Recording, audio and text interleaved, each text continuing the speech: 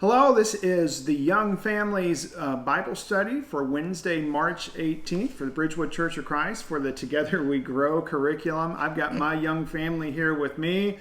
They're being good sports and helping me out to shoot this video.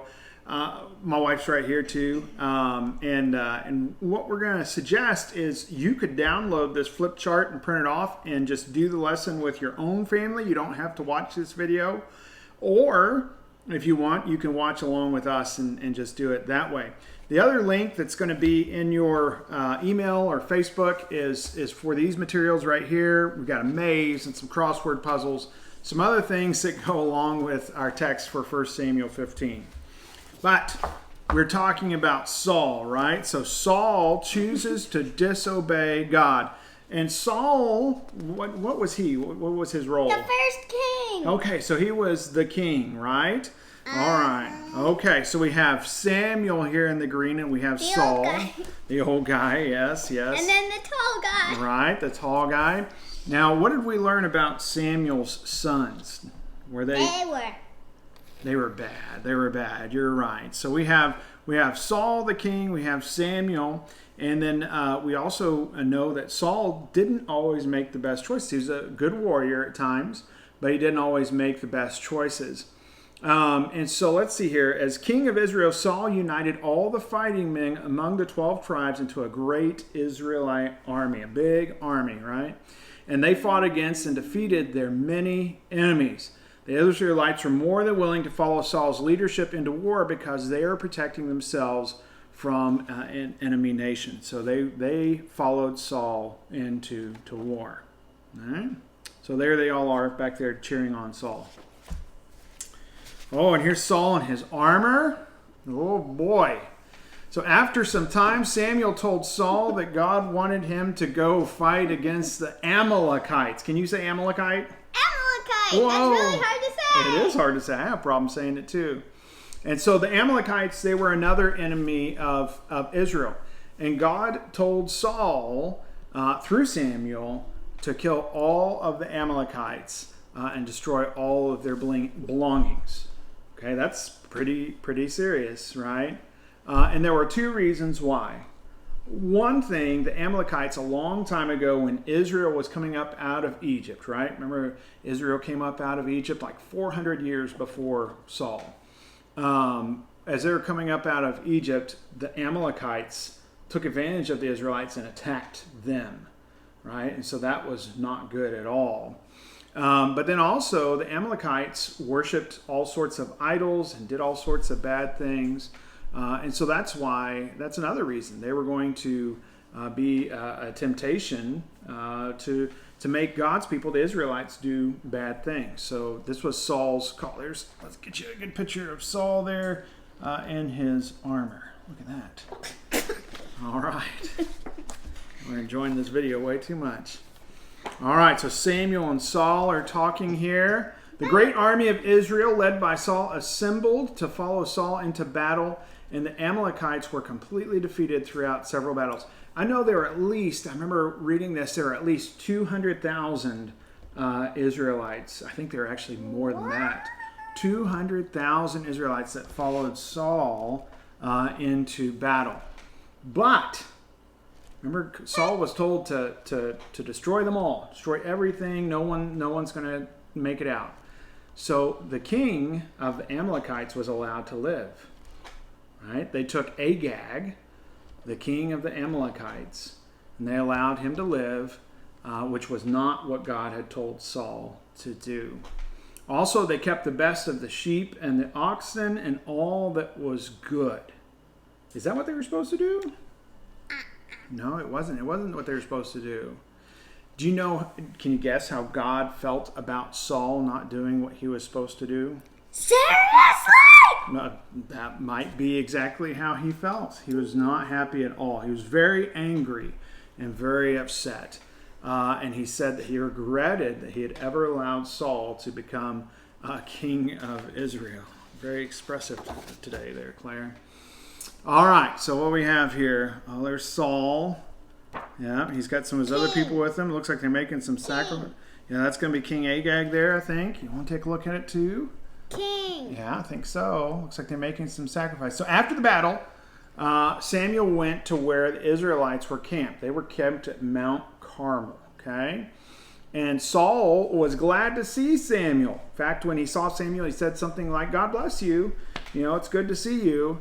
He didn't act as if anything was wrong and thought that Samuel would be happy to see him too. But Samuel already knew about what Saul had done, and he was very angry and very disappointed, just as God was, because Saul did not do what God had asked him to do. Saul made up some stories, right? So they'd taken the animals with them, and they heard the animals, and Samuel heard the animals. And so Saul said, oh, we just brought them back here so that we could sacrifice them, right? That was one of the lies that Saul told. And the other lie that Saul told was, oh, the people, they wanted to do this, right? He blamed someone else. What happens, girls, if you do something wrong and you blame someone else? Guess who gets in? They could get in trouble if you get away with it, but eventually... they will tell the parent that they didn't. Yeah, they'll eventually get in trouble, right? Or whoever. Yeah, so there's Samuel. Samuel's very angry, isn't he, right? So Samuel is really angry with Saul. Samuel was not interested in Saul's excuses or his lies, right? Or his attempts to rationalize or make up what he had done. And so, Saul didn't have the right to do what he thought was better when God had already told him what he wanted, right? So that's what we have there. All right, so there's Saul and Samuel talking. It's okay, Avery, my microphone just moved a little bit on the camera there. However, when Samuel confronted Saul admitted that he had sinned against God by allowing himself to be pressured by the people, right?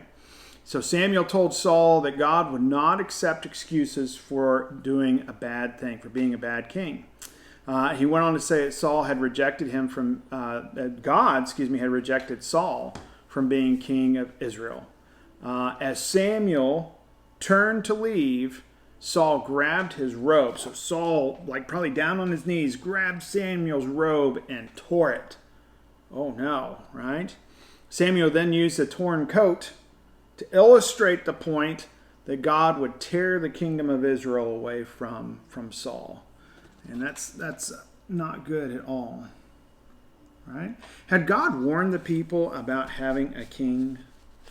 He had, right? 1 Samuel 8, he really warned them about having a king, all the things that a king would do to them, but he couldn't convince the people otherwise through Samuel, so they still got a king. But what a disappointment Saul was. So one last time after Saul said he had sinned, Samuel led Saul in worship to God, and then he demanded that Agag, the king of the Amalekites, be killed. Right? Because that is what God had commanded to happen to all of the Amalekites. And so this one last time, these two men who were so close together, they worshiped together and they saw each other. And then they had to go their separate ways. So Samuel returned to his home in Ramah, and he was heartbroken at Saul's disobedience and lack of respect for God. Right? We should always have respect for God, and we should always try our best to obey what God has taught us. Saul was selected by God to be the leader of his chosen people, and God expected Saul to be a good leader. The only way he could be a good leader was if he followed God's law. But Saul thought he could improve God's instructions. So Saul lost a close friend, Samuel, and he also lost the Lord's blessing as he lost the kingdom. That's quite a price to pay, right? So God expects us to obey his word too, right? Young or old, he expects us to obey our word without changing anything in it. Okay? There's no way to make it okay when we disobey God. There's no way to do something wrong in a right way. We can't improve on ways to worship, rules about families, or anything else by doing anything other than what God has commanded us. So there's Samuel looking out his window. I think he misses his friend. right? And so we learn from this, our personal application is that it's important to always follow God's instructions in the Bible, right? So what's one thing that you learned from the life of Saul that we read about here in 1 Samuel 15? That what he was saying was lies. I thought he was telling the truth. Oh, yeah, that he was telling lies, and we don't want to tell lies. What's one thing that you learned from our study of Saul here in 1 Samuel 15? He blamed people. He blamed other people, right? They made me do it, right? When really he allowed that to happen. He was supposed to be the leader, right? And we're supposed to be leaders too. When we are followers of God, when we believe in Jesus Christ, and when we are Christians especially, but even at your young age, you're supposed to be leaders, right? And you're supposed to be the ones who, are not led astray by other people. You know what it is that God wants you to do, right? All right. Well, I hope that you enjoyed our study. Of course, it's a lot more fun when you're in Bible class together, but we're doing the best that we can right now. We look forward to being back in Bible class real soon. So you've got the flip charts. You've got some worksheets that you can also do. I hope that you and your family have a fun time learning about Saul and Samuel, and that you write down some things that you can do to be obedient to God. Okay?